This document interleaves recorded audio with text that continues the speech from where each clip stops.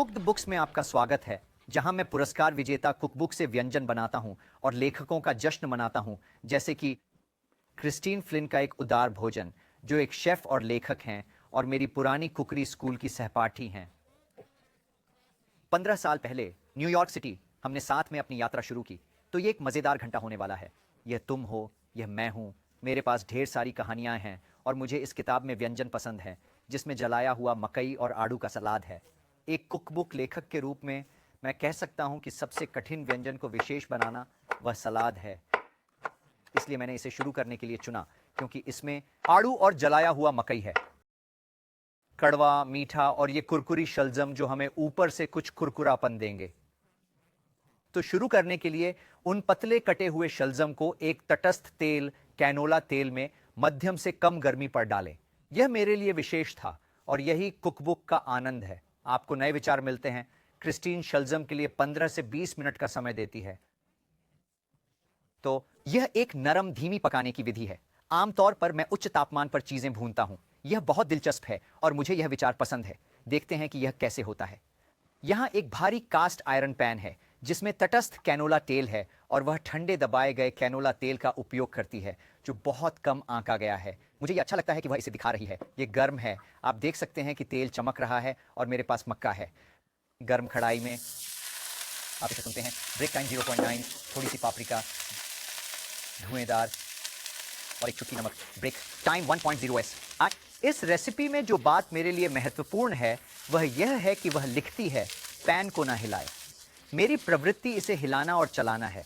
मैं प्रक्रिया पर भरोसा कर रहा हूं। मुझे लगता है कि यही हमें जलता हुआ मक्का देता है। मुझे लगता है कि हमें नीचे असली कार्मेलाइजेशन देखने को मिलेगा। शैलट्स धीरे धीरे पक रहे हैं, 15 से 20 मिनट। और जैसा मैंने पहले कहा, सलाद बनाना कठिन है। कोई भी स्टेक को बेहतरीन बना सकता है, लेकिन एक सलाद को आकर्षक बनाने के लिए आपको मीठे, कड़वे, कुरकुरे तत्वों की आवश्यकता होती है। क्रिस्टीन क्रीमी भी कहती है। मुझे लगता है कि एक अद्वितीय और सफल शेफ बनने के लिए आपको सलाद को रोमांचक बनाना आना चाहिए। ये मेरे लिए गर्मियों की पहचान है। आड़ू, मक्का, यहां पके आड़ू हैं। ये मीठा है। रेसिपी में ट्रेविसो चाहिए, लेकिन रेडिक्यो भी ठीक है। वे लगभग समान हैं। बैंगनी कड़वे पत्ते, ट्रेविसो थोड़ा लंबा है। ये रेडिक्यो है जो मुझे पसंद है और मुझे लगता है कि यह एक अच्छा विकल्प है। ट्रेविसो या रेडिक्यो नहीं काट रहा हूं, मैं पत्तियां बना रहा हूं, जो मजेदार है। मुझे लगता है कि यह आड़ू के कुछ टुकड़ों और पत्तियों के टेक्सचर तत्वों को जोड़ता है। कड़वा, थोड़ा मीठा। यह सलाद है, लेकिन ऐसा लगता है, क्या यह हल्का लंच है? क्या यह मुख्य है? मैं वास्तव में इसे खाने के लिए उत्सुक हूं। ये मेरे सुंदर रेडिक्यो के पत्ते हैं। अगर आप रेडिक्यो का उपयोग नहीं कर रहे हैं, इसमें थोड़ा कड़वा, सुखद कड़वा होना चाहिए।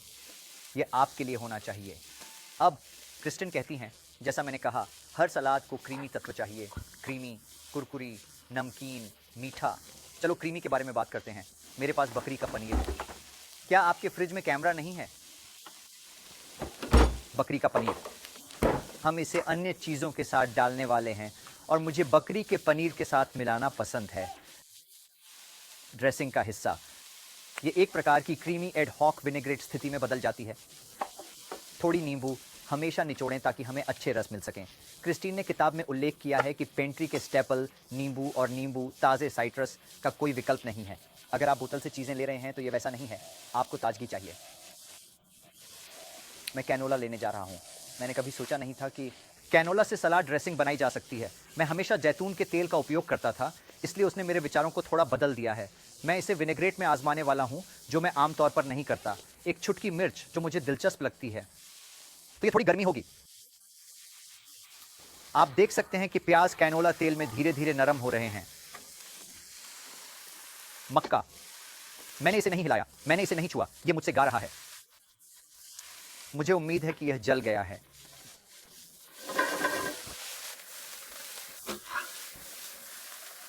हाँ, यही वह जलन है। अच्छा है कि मैंने इसे नहीं हिलाया। मैं गर्म मक्का डालने वाला हूं, जो थोड़ा अजीब है। और यह नुस्खा बहुत अच्छा है। आप इसे ठंडा कर सकते हैं। 1 या 2 घंटे इसे गर्म या ठंडा परोसा जा सकता है। मैं इसे चखने के लिए बहुत उत्सुक हूं। इसे चखना चाहता हूं और मुझे लगता है कि यह ठीक होगा। मैं मक्का आड़ू का स्वाद लेना चाहता हूं।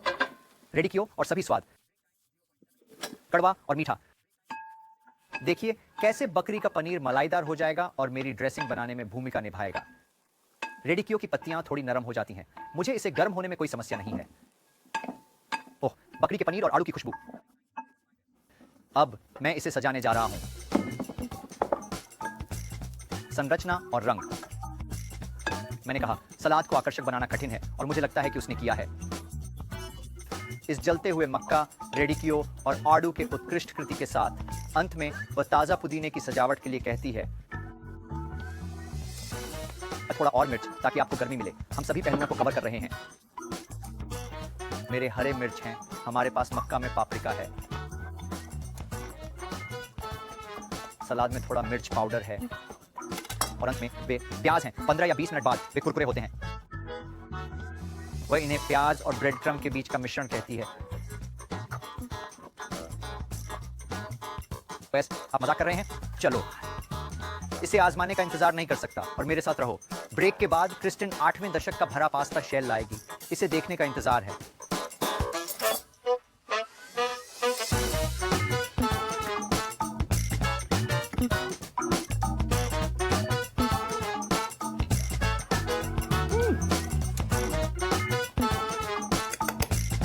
मीठा और कड़वा।